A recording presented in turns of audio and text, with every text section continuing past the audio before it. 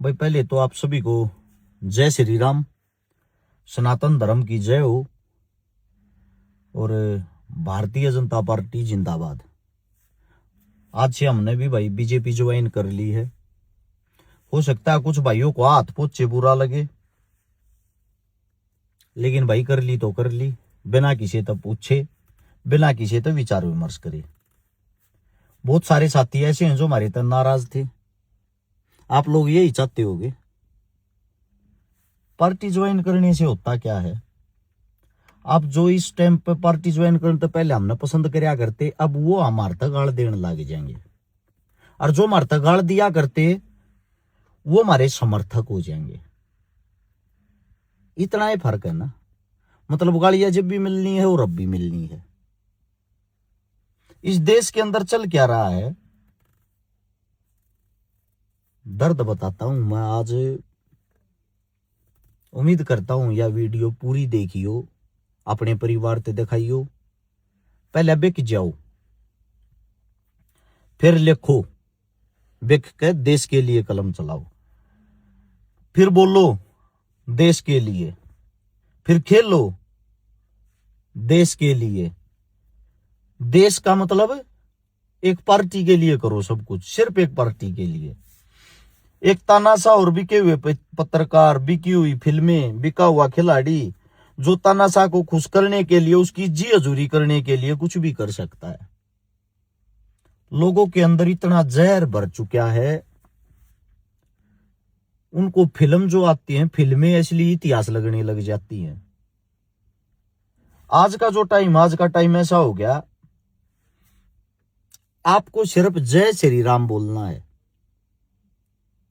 धर्म और धार्मिक चीजों से उसका कोई लेना देना नहीं।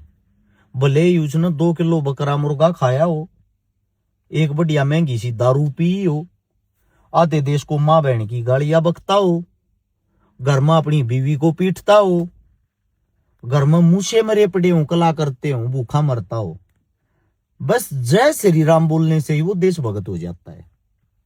अगर हम राम राम बोल दिया हाँ तो देशद्रोही है। जय श्री राम और राम में सिर्फ इतना फर्क है, हम 2 बार राम में राम बोला हाँ, ये एक बारी पाखंड वाला जय श्री राम बोल रहे हैं। इतना ही फर्क होगा ना। अगर हम बीजेपी पार्टी ज्वाइन कर लेते हैं तो हम असली देशभक्त है। मतलब सिर्फ पार्टी के पास वो वेरीफाइड सर्टिफिकेट है। जब आजादी की लड़ाई चल रही थी, जब तो वो संघ के पास था, आरएसएस संघ, जिसका कोई योगदान नहीं था देश की आजादी में। किसी की शहीद की तो बात दूर, किसी ने अपनी उंगली तक नहीं कटवाई आजादी की लड़ाई में। 7,32,000 आदमियों ने अपना खून बहा। इस धरती के कण कण में उनका रक्त मिला हुआ। जब जाकर आजादी मिली, उनमें से संघ वालों का उंगली फूटने से भी रक्त नहीं मिलेगा कहीं। उस टाइम पर तो वो सभी को देशद्रोही बताया करते बाकी, और अंग्रेजों की जी हजूरी करते थे। आज उसी संघ के शिष्य भारतीय जनता पार्टी को चलाते हैं, बाकी सभी को देशद्रोही का सर्टिफिकेट देते हैं।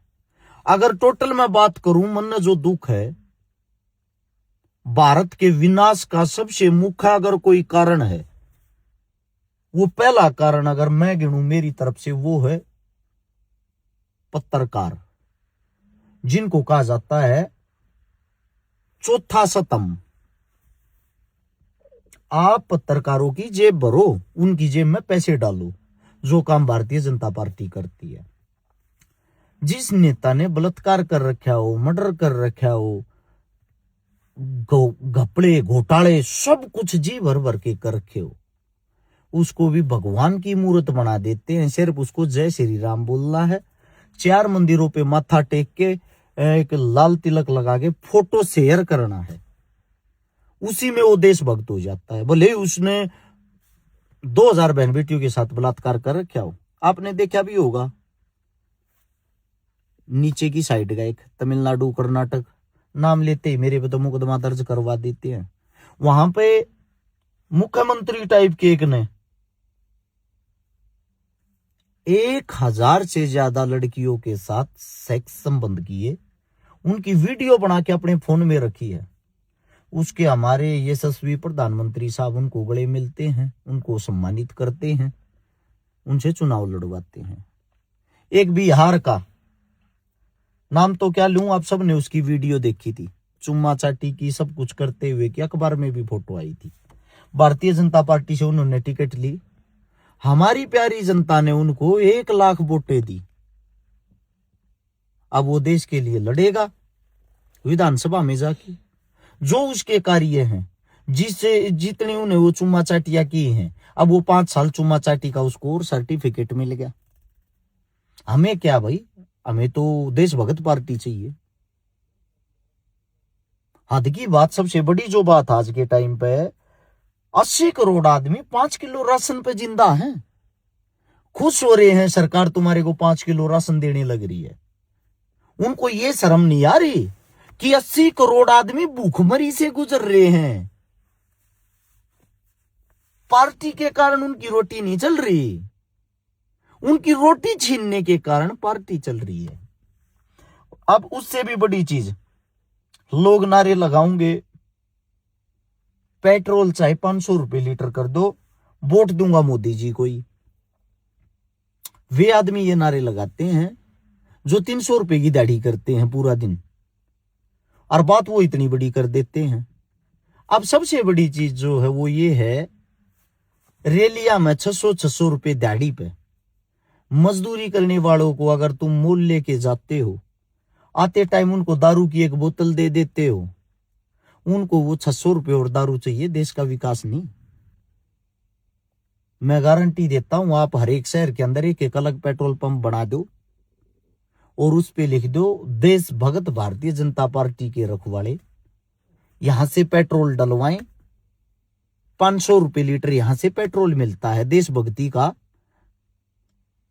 आप देशभगत हो तो इसमें अपना योगदान करें। मैं गारंटी देता हूं कोई थारा MP MLA भी पेट्रोल डलवा ले तो वहां तक।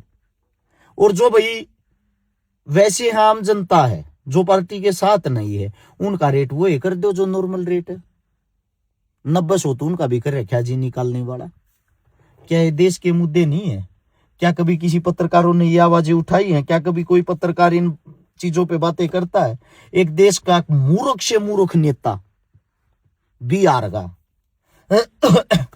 जो एक बिहारी कलाकार भी है, वो ल्यूड लेवल का कलाकार, वो ये कहता है 90 रुपए का डॉलर,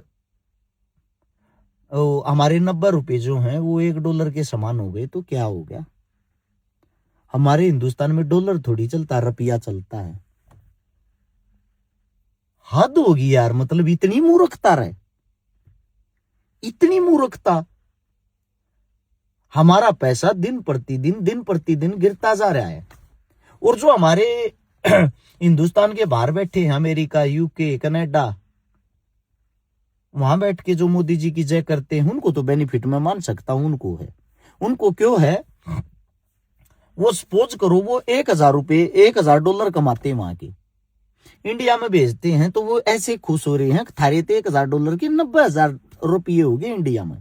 अगर डॉलर 60 रुपया का हो तो उनके तो 60,000 हो ना, तो जितना डॉलर बद्दा है उन तो न्यू लागन लाग रहा है, थारा बेनिफिट हो। वे मोदी जी की जय के नारे लगा, उन्हें ये नहीं दिखता देश की करेंसी कहां से कहां गिरने लग रही है। कोई मतलब नहीं देश के अंदर। देश के अंदर सिर्फ जो चीजें चल रही हैं, अगर किसी कांड में कोई बलात्कार हो जाता है, कोई हत्या हो जाती है, कोई कांड हो जाता है, कोई बम विस्फोट हो जाता है, किसी भी चीज को ले लो, अगर उस केस के अंदर 100 आदमी पकड़े जाएं, 100 आदमियों में से सिर्फ एक आदमी का मोहम्मद, शाहिद, जुनेद यानी कि मुस्लिम नाम हो, मीडिया 99 के 99 को भूल जाएगी। उस एक आदमी को इतना बड़ा टेररिस्ट, इतना बड़ा आतंकवादी, इतना बड़ा देशद्रोही बना देगी उस एक आदमी की तुलना पूरी मुस्लिम कौम से कर देगी। ये तो होते ही ऐसे हैं, इनका तो कार्य ये है। मतलब इतना जहर लोगों के अंदर भर देगी, इतना जहर भर देगी, लोगों को ये लगेगा भाई अगर मुस्लिम कहीं दाढ़ी वाला इंसान दिख गया तो टेररिस्ट है पक्का। ये सोच बन जाती है छोटे छोटे बच्चों की, इन लोगों ने बना दी, ऐसी भावनाएं कर दी। अगर हम कोई हक की बात करते हैं फिर ये लगता है ये भी साले मुस्लिम है, गालियों के साथ बोलते हैं हमें कटमुल्ला है, मुल्ला है। क्यों? उन्हीं बच्चों को ये लगता है हम उन्हीं आतंकवादियों की मेर ले रहे हैं। सबसे बड़ी चीज आजकल फिल्म आवा हिस्ट्री पे, इतिहास पे, पाकिस्तान मार दिया, पाकिस्तान पर हमने आजादी ले ली, पाकिस्तान बूंद कर रख दिया, और यहाँ नारे लगाते हैं उस फिल्म को देख के हमारे वाले। देखा बीजेपी का कमाल, देखा बीजेपी ने क्या कर दिया। अरे मूर्खों, पहले तो एक चीज सीख लो, 1947 में जो 15 अगस्त या 26 जनवरी ने फिल्म चलाई जाएंगी भारत पाकिस्तान के साथ हमारी युद्ध वाली, 1947 में हम पाकिस्तान से आजाद नहीं हुए, अंग्रेजों से आजाद हुए थे। पाकिस्तान तो हमारा कटके का अलग देश बनाया था जो हिंदुस्तान का हिस्सा था, उस चीज का होना तो चाहिए तुमने दुख। हमारा देश का टुकड़ा हुआ है और तुम खुशी मनाते हो। हद होगी यार, मतलब इतनी बड़ी अंधभक्ति। अंग्रेजों से आजाद हुए थे हम, पाकिस्तान से नहीं। पाकिस्तान तो हमारे साथ अंग्रेजों से आजाद हुआ था जो हमारा ही हिस्सा था। पता नहीं देश मतलब कहां जाने लग रहा है। हालात ऐसे आ रहे हैं मतलब कि हमारी जो रिश्तेदारियां हैं वो भी हमें शक नजर से देखने लगी। इस देश का सबसे बड़ा दुर्भाग्य पत्रकारिता। इसलिए कह रहा हूं मैं, सरकार से सवाल जवाब करने की औकात नहीं है पत्रकारों की। पत्रकार काम करने लगे माहौल तैयार करने का, पत्रकार काम करने लगे नेताओं के कद को बड़ा बनाने का, पत्रकार काम करने लगे सभी घोटालों को छुपाने का, पत्रकार डिबेट करते हैं हिंदू मुसलमान पे, पत्रकार डिबेट करते हैं जातिवाद पे, पत्रकार डिबेट करते हैं इन्होंने जय श्री राम का नारा क्यों नहीं लगाया। सबसे बड़ी चीज तो आप सभी को बता देता हूं, देश चलता है संविधान से। संविधान जो है उसको फ्रंट पहले नंबर पे रखोगे। गीता हो या कुरान, रामायण हो या महाभारत, वो सेकंड में रखना पड़ेगा, उसके बाद का पार्ट है वो। अगर फर्स्ट में आपने रामायण महाभारत गीता कुरान रख ली, पहले मैं धार्मिक हूं, इसी विनाश के कारण हमारी 565 रियासतें थी, 565 अलग अलग मतलब देश थे, टुकड़े थे। गुलामी का कारण हमारा क्या था उसको एक बार याद कर लो। हम गुलाम क्यों हुए? हमारे गुलामी का अगर कोई कारण रहा है, वो कारण इसीलिए रहा है, अगर एक रियासत लुटती थी तो दूसरी रियासत खुश होती थी। ठीक हो या इस साले पे आक्रमण हो गया। बाहर देश की एक बात सोच के देखो, 1500 से 1600 के बीच की ईस्वी पढ़ना, फ्रांसीसी हमें लूटने के लिए आ रहे हैं, डच हमें लूटने के लिए आ रहे हैं, अंग्रेज हमें लूटने के लिए आ रहे हैं, वास्को डी गामा हमें लूटने के लिए आ रहा है। मतलब के हद की सबसे बड़ी जो चीज हुआ यह है, हिंदुस्तान को ही सब लूटने के लिए क्यों आ रहे थे, और सब ने लूटा, सब लूट लूट के लेके जा रहे हैं। मोहम्मद गजनबी 17 बार हमें लूट के लेके गया, 17 बार, बार बार, हद की बात। उसके बाद मुगल आ गए। अब ये जो चीजें हैं, ये जो चलती आ रही हैं, सभी ने हिंदुस्तान को क्यों लूटा? उनका यो एक कीड़ा थी हिंदू मुसलमान का, उस टाइम पे था। देशभक्त नहीं थे, हिंदू मुसलमान थे। यो एक कीड़ा आज है, देशभक्त नहीं है। मैं जाट, मैं ब्राह्मण, मैं वाल्मीकि, मैं राजपूत, मैं मुसलमान, मैं हिंदू, इस कीड़े के कारण हम आज भी सेम है। अब फिर बहुत सारे आदमी हैं जो इतिहास को फिल्मों में देख के ये कहते हैं हमारे जैसों को तना शर्म आवे है, मुगलों की तू तारीफ करा, हमने मूर्ख बतावे है। मुगल तेरे फूफा थे, तेरे दादा थे, इसी बात के हैं। देखो राजा कोई भी होया देश के अंदर जो रहा है, उसने अपनी क्रूरता भी दिखाई, उसने अपनी आक्रामकता भी दिखाई है, उसने दबंगपना भी दिखाया, उसने अपना सॉफ्ट कॉर्नर भी दिखाया है। ये पार्ट होते हैं अलग अलग राजपाट के। अब मुगल काल के अंदर अगर मुगल सारे जालिम थे, क्रूर थे, खतरनाक थे, मुगल काल तो कोई लंबा शासन रहा, लंबा काल चलिया है। 1528 में बाबर आया था, 1857 तक ये चले हैं। बहादुर शाह जफर इनका आखिरी वंशज था। अब ये जो काल है लगभग 325 साल का। इस 325 साल के अंदर औरंगजेब जिसने सब तक क्रूर, हत्यारा, खतरनाक और डेंजर बताए हैं, उसकी बात करते हैं ना गाड़ देनी शुरू कर दे। औरंगजेब ने बढ़िया बताए हैं। औरंगजेब काल में औरंगजेब ही इकलौता ऐसा राजा था जिसने एक फरमान जारी कराया था। उस फरमान में यह था, जो गाय की हत्या करेगा उसके हाथ काट दो, गाय काटने वाले के हाथ काट दो। और कई जगह तो उन्होंने ये फैसला लिया था कि जो गाय को मारेगा उसको मारी दो। हिंदुस्तान के इतिहास में पहला और आखिरी राजा था जिसने यो नियम लागू कराया था। मथुरा में जो कृष्ण की नगरी है, उन मंदिरों को बरसाने वाला कौन है? एक बार इतिहास चेक कर लेना। वो औरंगजेब जो क्रूर था, हत्यारा था। बहुत सारे मंदिर है जिनमें उन्होंने दान दिया, जैसे कि उज्जैन मंदिर, एक ओकामामुखी क्या है वहां पे। मैं ये नहीं कहता वो अच्छा था, ना मैं ये कहता वो बुरा था, लेकिन मैं आप लोगों को ये बताता हूं, बुराई बुराई मत, अच्छाई भी देखो, फिर तुलना करो, पूरी हिस्ट्री पढ़ो, फिल्मों की नहीं, गूगल की नहीं, किताबों की, प्रमाण के साथ, तब पता लगेगा आप लोगों को। साथ में एक चीज और भी है, जो नए बच्चे हैं, यूथ हैं, जितना जो हमारा नया जमाना आने लग रहा है, उनके अंदर भी जातिवाद के ऐसे इंजेक्शन, ऐसे सुए लगा दिए गए हैं, किसी के पास बैठने से पहले उसकी जाति और धर्म पूछते हैं। ऐसे देश आगे बढ़ जाएगा। अब आप अपनी सोच होती है, हमारे को गालियां देते, भाई तुम भगवान को नहीं मानते। मानते हैं भाई, ये रहा मेरा भगवान, दे रहा मेरी गाड़ी में हमेशा रहा कर, ये मेरा भगवान है। किस लिए है? मेरे को आजादी ने दिलवाई है इन्होंने। मैंने जीते जी जिन भगवानों का इतिहास सुना है, पढ़ा है, मेरे लिए भगवान है बाबा साहब भीमराव अंबेडकर, सुभाष चंद्र बोस, चंद्रशेखर आजाद, भगत सिंह, राजगुरु, सुखदेव, बटुकेश्वर दत्त, चौधरी छोटू राम, ये मेरे लिए भगवान हैं। ठीक है, आप लोगों का मैं क्या करूं? आप लोगों का भगवान जो है, आप उनको भगवान मानो। मेरे को आपके भगवानों से प्रेज नहीं है, मेरे को ना अल्लाह से प्रेज, ना ईश्वर से प्रेज। मैं धर्म विरोधक आदमी नहीं हूं। मैं आप लोगों को जगाने का काम करता हूं, और वो जगाने का काम आप लोगों की समझ में नहीं आता तो मेरी गलतियां नहीं है। मेरा जो आखिरी मोटिव था मैन, वो ये था, अगर हिंदुस्तान का किसी ने सबसे बड़ा बेड़ा गर्क और विनाश किया है इस वक्त, वो किया चौथे सतम ने, मीडिया ने। मीडिया के कारण हमारा नाश हुआ है। अगर मीडिया बेझिझक होके मुंह में माइक घुसेड़ के प्रधानमंत्री, राष्ट्रपति, एमपी, एमएलए से सवाल जवाब करे ना, तूने किया क्या देश के अंदर, बता सभी को, पेंट गीली हो जाएगी। 1 महीने के अंदर तुम्हारे को राजनीति साफ और स्पष्ट नजर आएगी।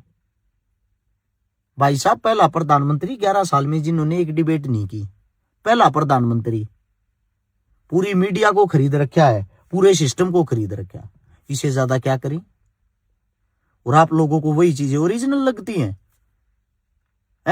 अगर मैं Bharatiya Janata party, BJP join कर लूं तो मैं देशभक्त हूं, अगर मैं उनके जय जयकारे लगा दूं तो मैं ठीक हूं, जय श्री राम लगा दूं तो मैं ठीक हूं। इससे देश चल जाएगा, देश सुधर जाएगा। इन चीजों से आंखें तो खोलनी पड़ेगी भाई, आज नहीं तो कल खोलोगे। और बाकी मैं निष्पक्ष आदमी हूं, तो मैं निष्पक्ष रहना पसंद करता हूं। पार्टी बीजेपी हो या कांग्रेस, हमारा यही कहना है, सच्चाई पर अड़ी करो। अपने आप में ही आप लोग पार्टी हो, किसी पार्टी ज्वाइन करने से आप देशभक्त नहीं बन सकते। राम राम आप सभी को।